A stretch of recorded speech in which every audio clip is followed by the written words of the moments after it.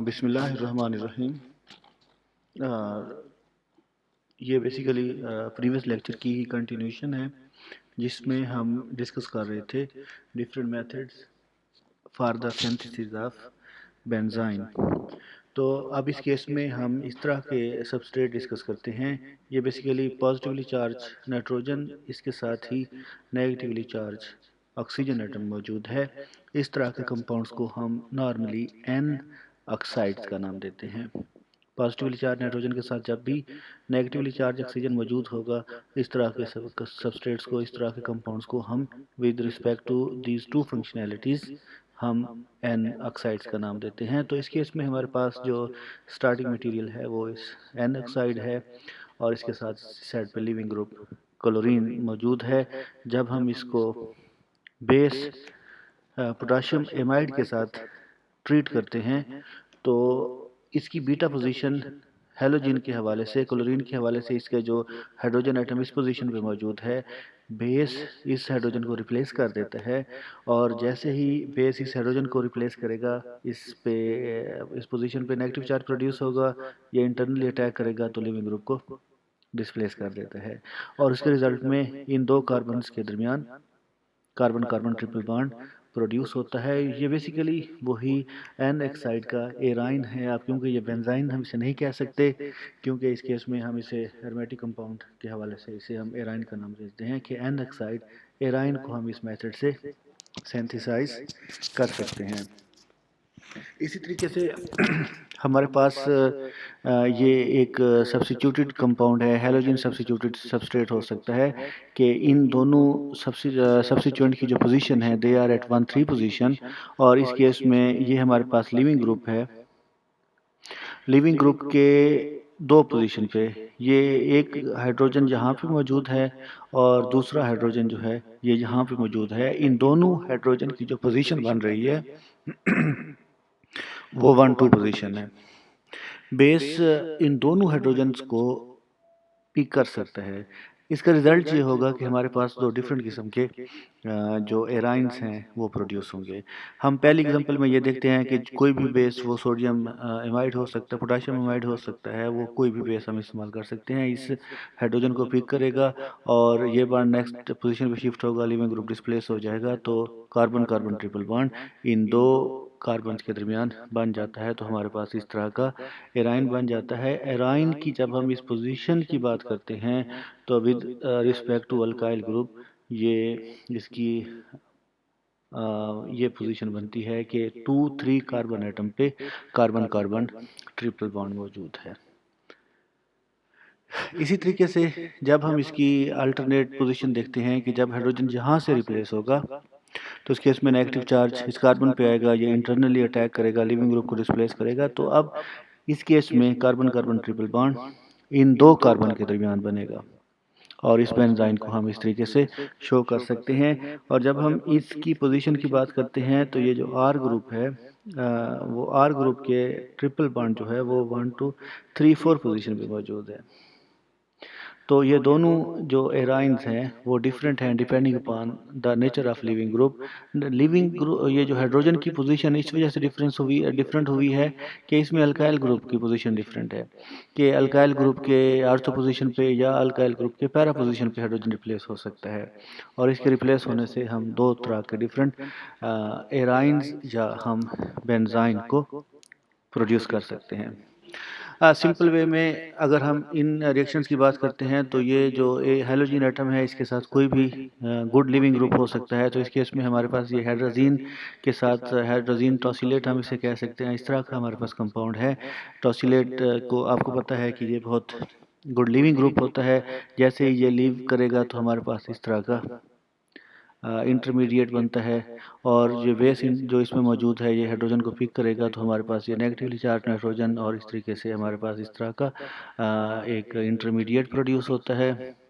इस नाइट्रोजन पे जो नेगेटिव चार्ज मौजूद है वो इंटरनली अटैक करेगा, और इसके रिजल्ट में नाइट्रोजन एज ए गैस निकल जाएगी, और बेंजीन की इस पोजीशन पे नेगेटिव चार्ज प्रोड्यूस हो जाएगा। ये इंटरनली अटैक करेगा, लिविंग ग्रुप ब्रोमीन को डिस्प्लेस करेगा, और उस केस में हमारे पास जो प्रोडक्ट बनेगा वो इस तरीके का बेंजाइन प्रोड्यूस हो जाता है। सिंपल वे में जो इस केस में हमारे पास जो इंटरमीडिएट इन्वॉल्व हुआ है वो लिविंग ग्रुप के आर्थो पोजीशन पे, या हम इस कार्बन की बात करें तो जो बीटा पोजीशन पे जो कार्बन लिविंग ग्रुप था हाइड्रोजन, वो डिस्प्लेस हुआ है और उसके रिजल्ट में हमारे पास इस तरह का बेंजाइन प्रोड्यूस हुआ है। और ये जो इंटरमीडिएट बना है ये कार्बेन आयन है, negatively charge carbon atom produce होता है। इसका अल्टरनेट वे कि हमारे पास बोरानिक एसिड्स हैं। बेसिकली ये बोरानिक एसिड्स को जब हम डिफरेंट बेसिस के साथ, लाइक इस केस में हम ब्यूटाइल लिथियम यूज़ कर रहे हैं, इसके साथ ट्रीट करते हैं तो इस मेथड से भी हम बेंजाइन प्रोड्यूस कर सकते हैं।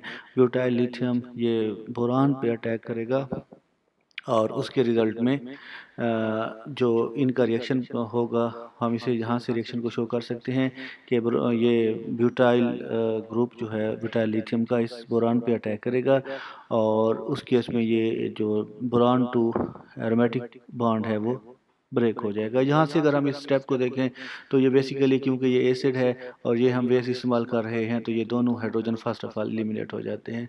जब ये दोनों हाइड्रोजन एलिमिनेट होंगे तो उस केस में यहाँ पे ओ एल आई यानी ये जो है इसका डाई लिथियम साल्ट प्रोड्यूस हो जाता है। और जो ये नेक्स्ट जो हम फर्दर इसका रिएक्शन देख रहे हैं तो ये उसी तरह ये जो दोनों हाइड्रोजन रिप्लेस हो गए हैं उस पर हम ब्यूटाइल का फर्दर थर्ड रिएक्शन देख रहे हैं। दो जो रिएक्शंस हैं वो सिंपल है कि उसमें दो हाइड्रोक्सिल ग्रुप मौजूद हैं बोरानिक एसिड के, वो ब्यूटाइल लिथियम इन दोनों को रिप्लेस कर देगा। थर्ड रिएक्शन जब हाइड्रोजन अवेलेबल नहीं होंगे तो ब्यूटाइल जो ग्रुप है वो बोरान पे अटैक करेगा और इस बोरान टू फिनाइल बॉन्ड को ब्रेक कर देगा और उसके रिजल्ट में अगेन ये कार्बन आयन प्रोड्यूस होता है। रेस्ट वही मैकेनिज्म सेम हो जाता है कि कार्बन आयन इंटरनली अटैक करेगा और लिविंग ग्रुप को डिस्प्लेस कर देगा और उसके रिजल्ट में हम इस तरह का बेंजाइन प्रोड्यूस कर सकते हैं। कुछ और एग्जांपल्स हैं। फॉर एग्जांपल हमारे पास ये एक कंपाउंड है। अगेन इस केस में हमारे पास ये जो ग्रुप अटैच है इसे हम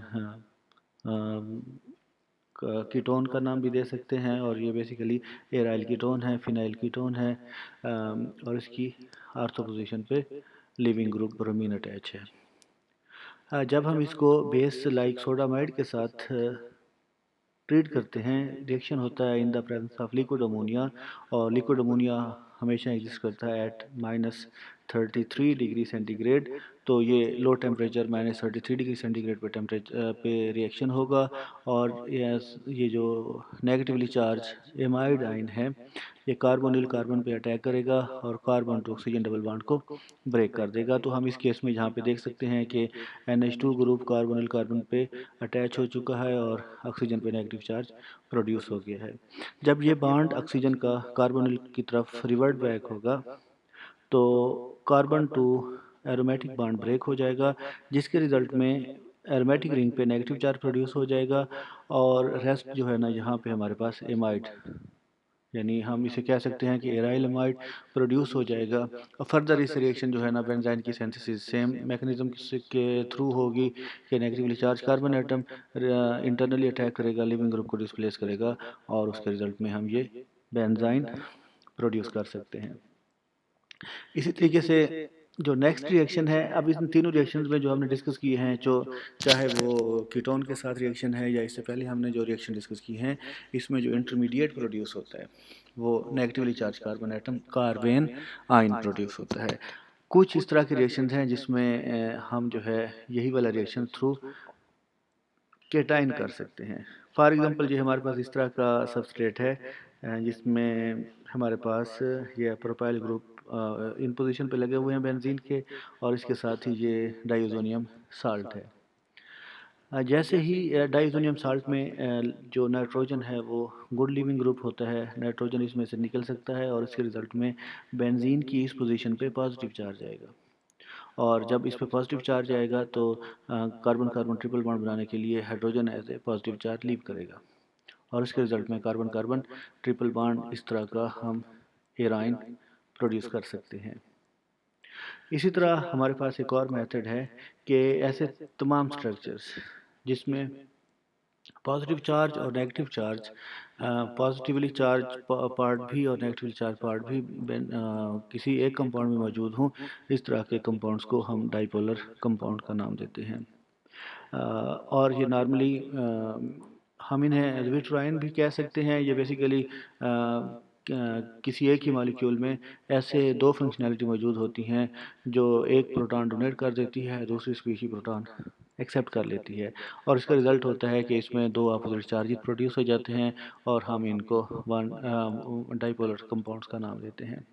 तो इस केस में जो हमारे पास बेंजाइन की सिंथेसिस है वो हम इस तरह के डाइपोलर कंपाउंड के साथ भी कर सकते हैं कि नेगेटिवली चार्ज पार्ट है वो एज ए न्यूट्रल निकलेगा, इसका जो लोन पेयर है वो इंटरनली अटैक करेगा, बॉन्ड पेयर बल्कि इंटरनली अटैक करेगा और इस लीविंग ग्रुप को डिस्प्लेस कर देगा। हमारे पास जो ये एक्स वाई है वो सेपरेट हो जाता है और रिजल्टेंट बेंजाइन प्रोड्यूस हो जाता है।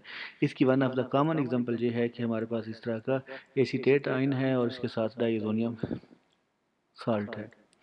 Negatively charge